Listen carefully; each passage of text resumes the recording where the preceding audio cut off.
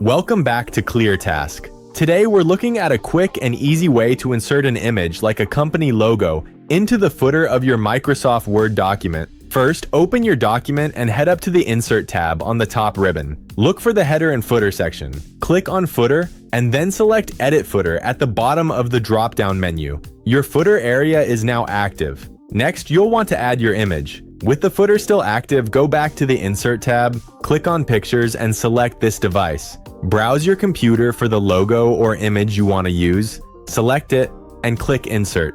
You might notice the image is hard to move around at first. To fix this, click on the image so it's highlighted, go to the Picture Format tab that appears at the top, find the Wrap Text option, and select In Front of Text. This gives you the freedom to drag the image exactly where you want it. Now go ahead and click and drag the corners of the image to resize it so it fits perfectly in your footer. You can easily drag it to the center or align it to the left or right margin.